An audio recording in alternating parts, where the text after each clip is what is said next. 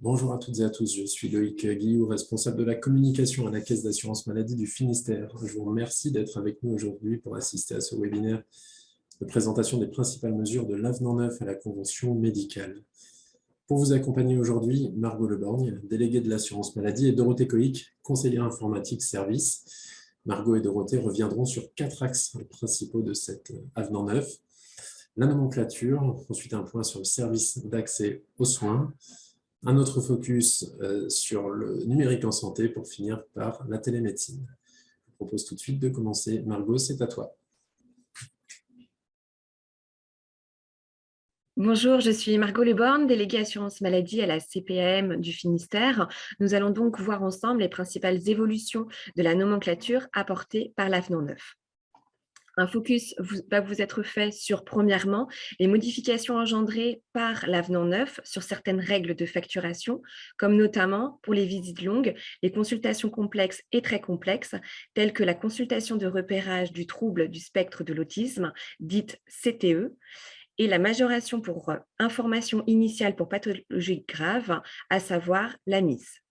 Dans un second temps, nous verrons ensemble les nouvelles consultations, le bilan de santé et prévention obligatoire pour les mineurs bénéficiant de l'aide sociale à l'enfance, ASE, la visite blanche et la consultation MPH, qui sont des consultations destinées aux personnes handicapées.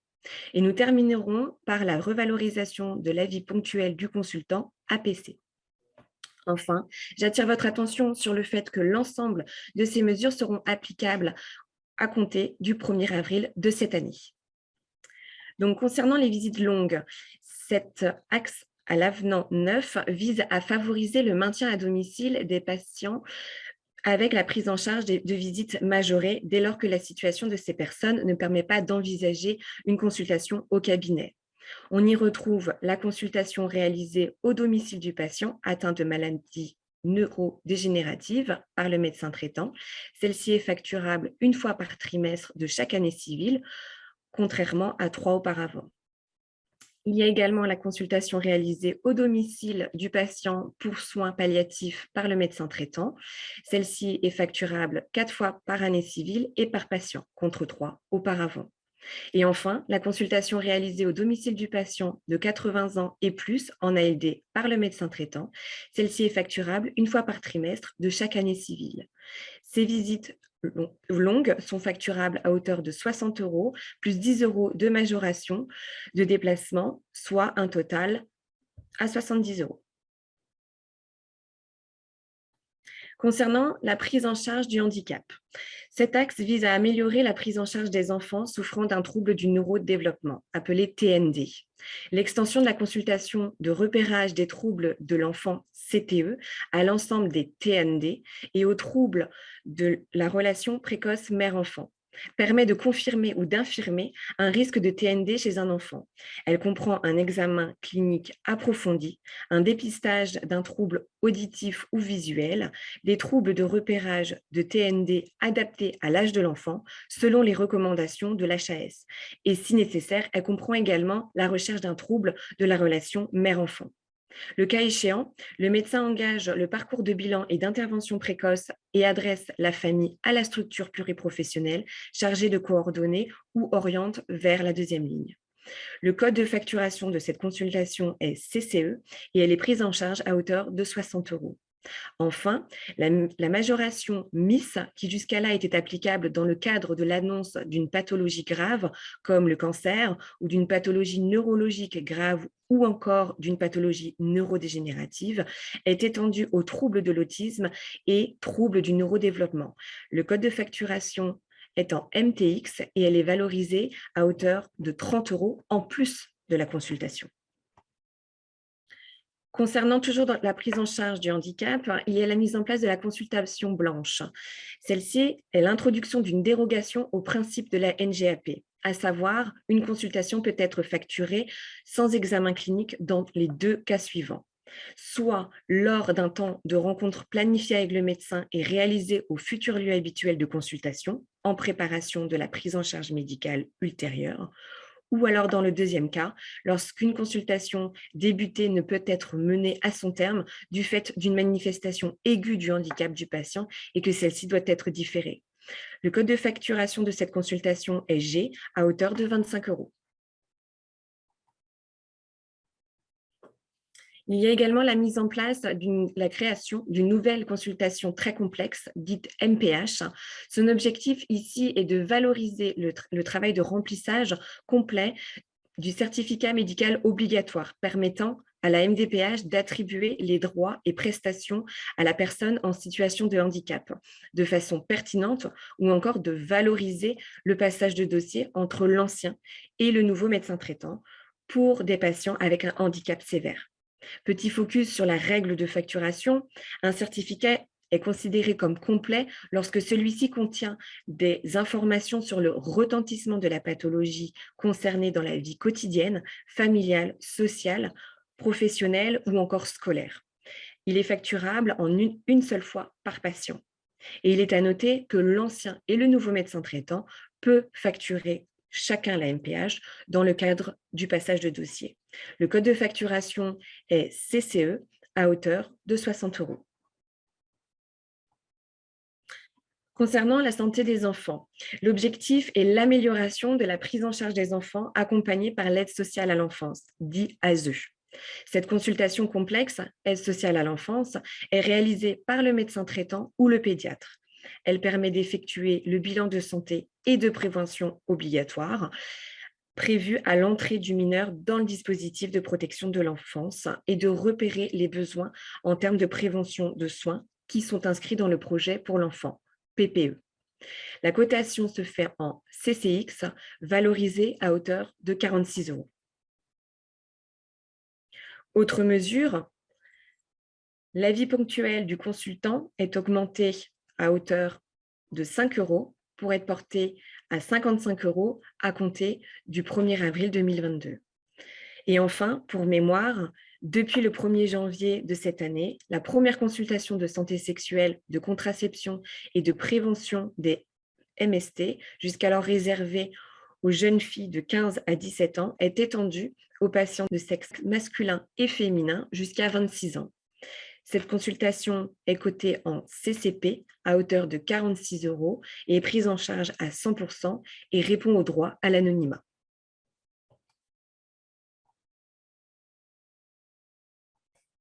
On passe au service d'accès aux soins, le SAS, Margot. Oui, effectivement. Donc, le service d'accès aux soins a été proposé dans le cadre du pacte pour la refondation des urgences et réaffirmé lors du Ségur de la santé. C'est vraiment un élément clé du nouveau modèle de prise en charge des patients. Il vise à répondre à la demande de soins vitaux, urgents et non programmés de la population, partout et à toute heure, grâce à une chaîne de soins lisible et coordonnée entre les acteurs de santé de l'hôpital et de la ville d'un même territoire. Il répond aux demandes de soins sous 48 heures, suivant l'urgence et en dehors des horaires de la permanence de soins ambulatoires, dont le but est de désengorger les urgences. Alors, voici le fonctionnement concret du SAS, service accès aux soins. Le patient ressent une urgence médicale. Il ne parvient pas à joindre son médecin traitant. Dans ces cas-là, il appelle directement le numéro du SAS de son territoire. Pour le département du Finistère, il s'agit du régulateur du 15, qui juge qu'une hospitalisation n'est pas requise. Le régulateur vérifie auprès du patient que celui-ci n'a pas réussi à joindre son médecin traitant. Il peut s'en tenir soit seulement à un conseil téléphonique ou alors à l'envoi d'une prescription selon l'analyse de la situation. Si le médecin traitant est indisponible et si le régulateur juge que le patient doit voir un médecin dans les 48 heures, alors il consulte les créneaux libres rendus publics ou accessibles au régulateur par les médecins volontaires du territoire.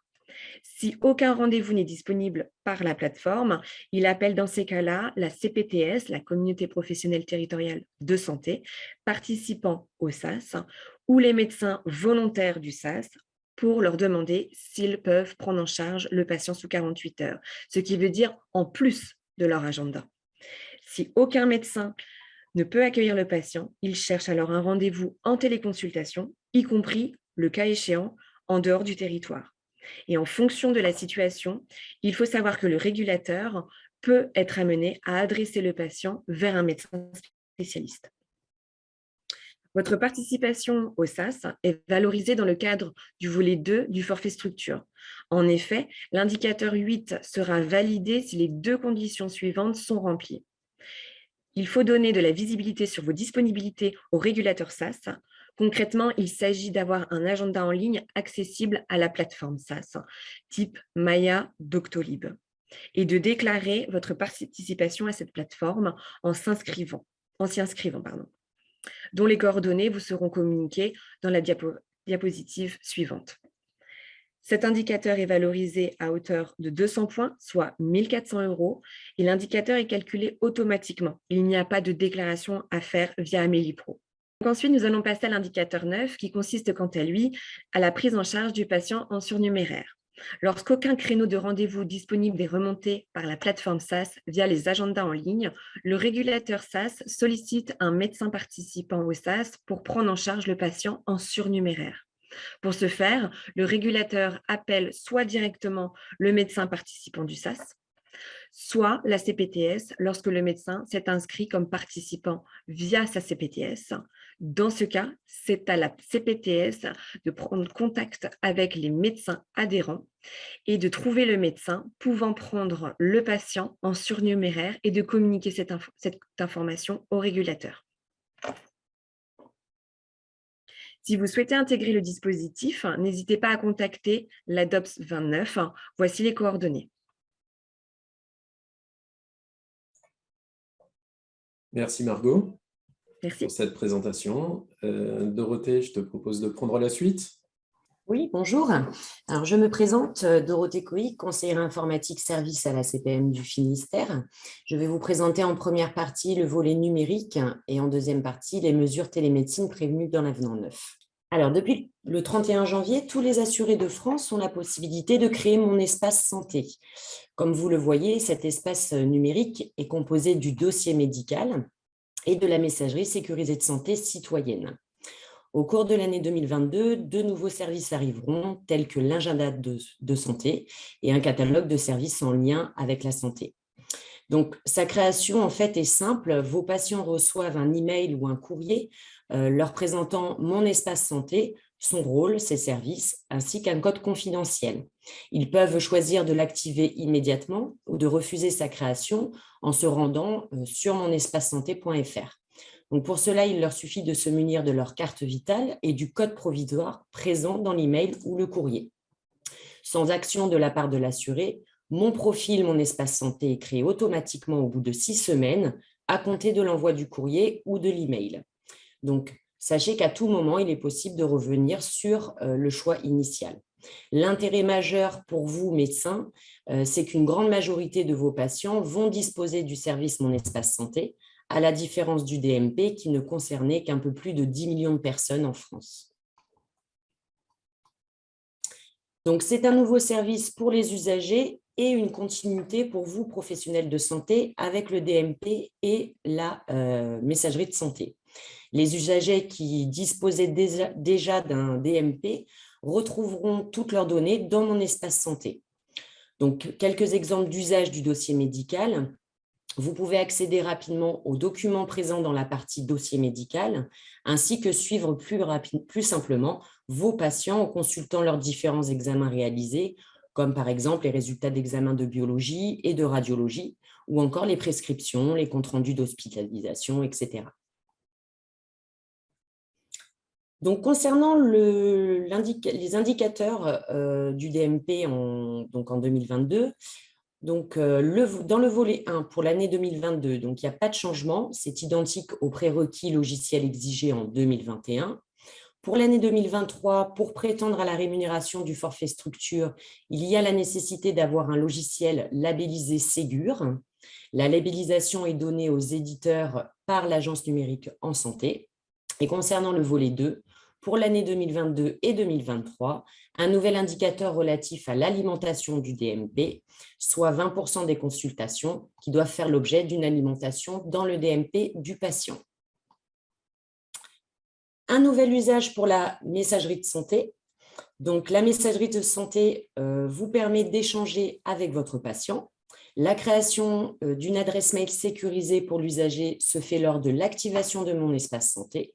Elle se compose de l'ins@patient.mssanté.fr. Donc, comment retrouver l'INS du patient? Vous pouvez retrouver dans le dossier patient de votre logiciel métier ou faire appel au téléservice INSI si votre logiciel le permet, ou bien votre patient obtiendra son adresse sur la page messagerie de son profil Mon Espace Santé et pourra vous la communiquer. On a bien remarqué qu'un usager peut avoir plusieurs identités possibles en fonction des professionnels de santé. Cette INS permet autour de 5 traits d'identité, comme le nom de naissance, le ou les prénoms, date de naissance, sexe et code de la commune du lieu de naissance.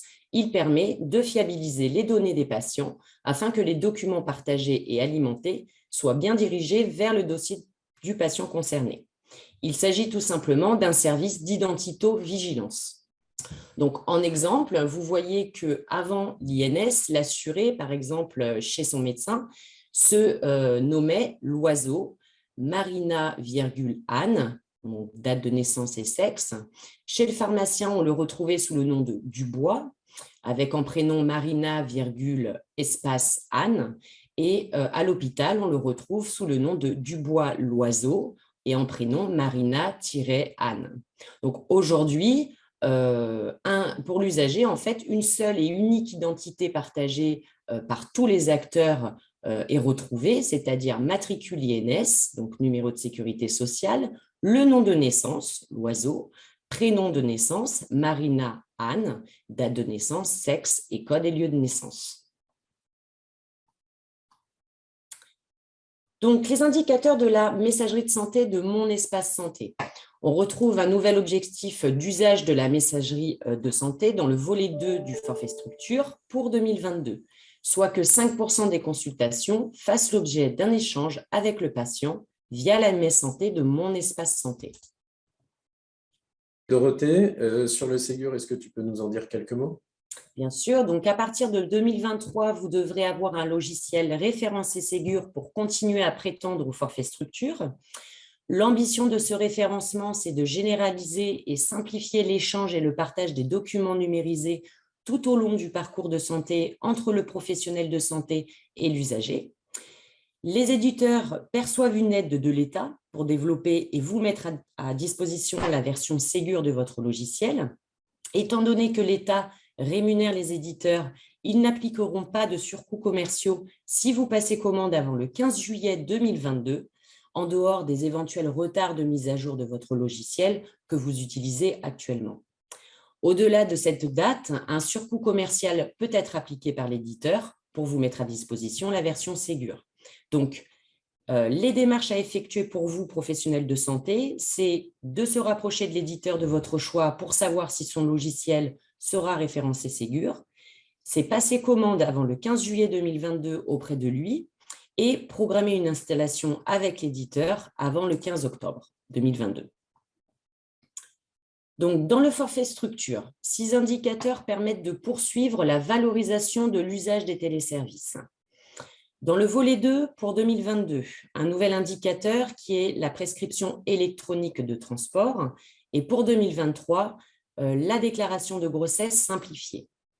Donc, concernant les objectifs d'usage des téléservices, on peut voir que les taux sont évolutifs par rapport à 2021 et que cette évolution d'ailleurs perdure pour 2023. Donc, on voit un objectif de 10% pour la prescription électronique de transport donc pour 2022 et un objectif de 50% pour la déclaration simplifiée de grossesse, objectif du coup 2023. L'indicateur sur l'usage de la e-prescription, donc l'objectif pour 2023, c'est que 50% des prescriptions de produits de santé soient établies via le service e-prescription. Aujourd'hui, des expérimentations sont en cours auprès de 3 caisses primaires ainsi qu'avec 3 éditeurs de logiciels médecins et pharmaciens. Il est d'ailleurs prévu un accompagnement CIS spécifique lors de sa généralisation. Un indicateur pour favoriser l'usage de l'application Carte Vitale. Donc, c'est quoi l'application Carte Vitale? C'est une application mobile qui permet de dématérialiser la carte vitale des patients. L'objectif pour 2023, c'est que 5% des feuilles de soins électroniques soient réalisées avec l'application Carte Vitale. C'est aussi en expérimentation auprès de 10 départements. L'application Carte Vitale devrait voir le jour fin 2022, début 2023. Et il y aura aussi un accompagnement spécifique CIS qui vous sera proposé lors de la généralisation. Voici un petit tableau montrant l'évolution de l'architecture du forfait structure. Donc, pour 2022, dans le volet 1, nous pouvons voir que l'indicateur implication dans les démarches coordonnées devient un prérequis pour pouvoir bénéficier du forfait structure. Pour 2023, on retrouve le logiciel labellisé Ségur. Et dans le volet 2, pour 2022, on retrouve l'usage du DMP et de la MS Santé citoyenne de Mon Espace Santé. Et pour 2023, l'usage de l'application Carte Vitale. Donc, nous avons un indicateur qui est l'alimentation du volet de synthèse médicale dans le dossier médical partagé pour la patientèle médecin traitant en ALD. C'est un indicateur qui est hors forfait structure. Sa rémunération est unique, forfaitaire. Donc, 1 500 € si les volets de synthèse sont alimentés pour au moins 50% de la patientèle en ALD, 3 000 € si les volets de synthèse sont alimentés pour au moins 90% de la patientèle en ALD, et une majoration de 20% si au moins un tiers des volets de synthèse sont en format structuré. Alors, je vais vous présenter du coup la deuxième partie. Donc, la télémédecine est limitée à 20% de votre activité et consultable dans Amélie Pro. Donc, à compter du 1er avril 2022, la téléconsultation sera faisable pour tous les patients avec comme modalité le recours obligatoire à un échange vidéo, donc vidéotransmission, à une connexion sécurisée. Donc, attention, WhatsApp, par exemple, n'est pas considéré comme tel. Et bien sûr, au consentement du patient. La facturation se fait avec une seule cotation pour le requis TCG à 25 €. Concernant la téléexpertise, à compter aussi du 1er avril 2022, donc elle concerne tous les patients. Il est possible d'en faire 4 par an par patient. Tous les professionnels de santé donc, peuvent solliciter une téléexpertise auprès d'un médecin dans la limite de 4 actes par an pour le même patient. La facturation pour le requis, donc une seule cotation TE2 à 20 € au lieu de 2 précédemment. Et pour le requérant, un nouvel acte RQD à 10 €, donc au lieu du forfait requérant.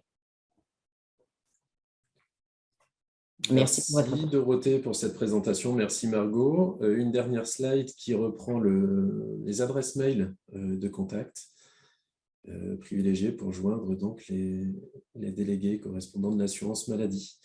Merci à toutes les deux pour l'animation de ce webinaire. Merci.